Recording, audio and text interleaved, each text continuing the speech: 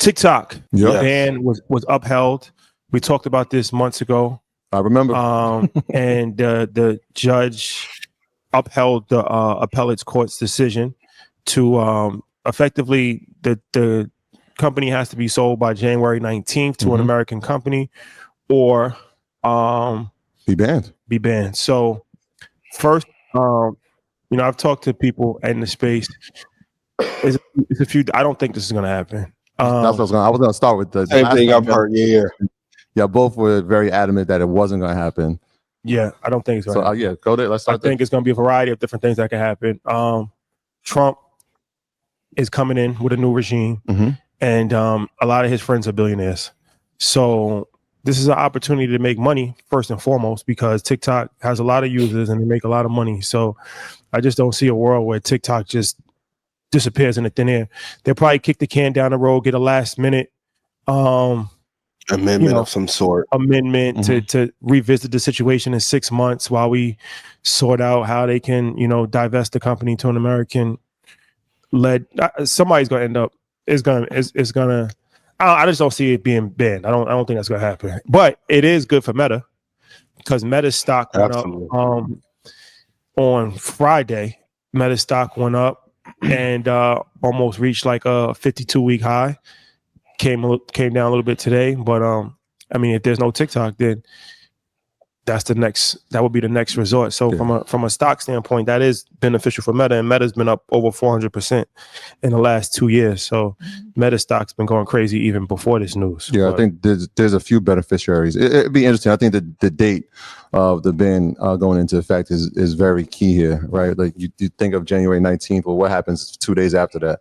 You have the presidential inauguration, right? So, that ban could really be lasting for 2 days if it even comes into place. And so, the presidential election definitely is going to have a lot to do with this. But somebody's going to make money. That's the key. Somebody's going to make money. And in the event, like we said, short term, we saw Meta go up, but I think there's a few other beneficiaries that we should keep an eye on. The first one being Google. For sure, with YouTube. With YouTube and YouTube Reels, when you think about ad dollars and the billions of people who are on TikTok, the ad money that goes into that, if that now is no longer an option, Meta one is a recipient, but right there in the waiting will be Google and YouTube for sure. I think that's going to be important. But a surprise one that we need to also keep, I think Amazon plays a role here from an AWS. Okay. From cloud, right? So let's say they have 2 billion users, right? That's a lot of data that needs to now be transferred to somewhere else, right? And so now you need cloud service providers that are going to help in that service. And so I would look at the cloud service providers in the event of a ban that are now taking on new clients or new clientele to kind of alleviate this process, which is important. And I think Snapchat might be a sleeper too. I know people, I don't use it. My kids do use it. But those three, right? When you think about social media, you got TikTok, you got Instagram, and then you got Snapchat. So in that realm, if there is a ban, I'm keeping an eye on those for sure. Two important things to note. One great business lesson is to make your platform or software so good that you really have no competitors. I think Meta can do a little bit better job of making it competitive towards TikTok. But also, Mark made his way down to Mar-a-Lago.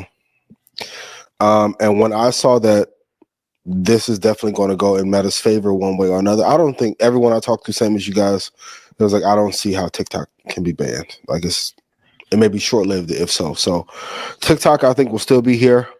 But I think in the next 4 or 5 years, I would love to see Meta take away some of their edge for sure. But Mark going down to me with Trump definitely tells me the stock could be to the moon for the next 4 or 5 years. I think from a congressional standpoint, it's like one of the things that they agree on.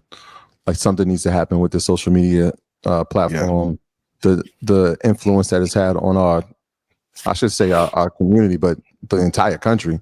The age demographic, the attention span, all the negative facts that we keep hearing about. I think this is the one thing that they could kind of agree on, like something needs to happen. So we definitely will see. Well, one thing about there's a few things to note.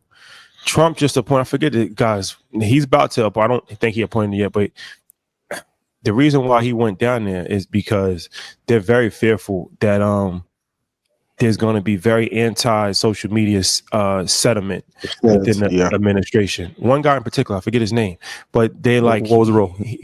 I forgot. I'll look, but he's been very anti-social media as far as regulations, laws. So Zuck trying to cozy up to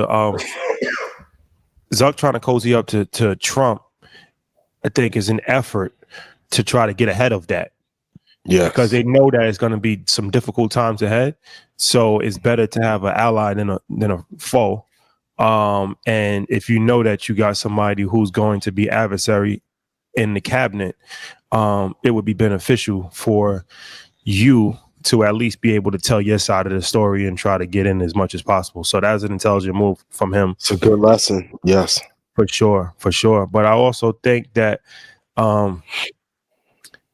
Facebook is one of these companies that just took off, and they've been to the moon for 24 months. So you might see a substantial pullback in January, but their long-term projection, I just don't see how their long-term projection still has to be dominant, because TikTok, even if it survives, it's not going to, because the Chinese government, that's the one thing that Republicans and Democrats agree on, right? Like, China has a terrible record on human rights. You know how I feel about China.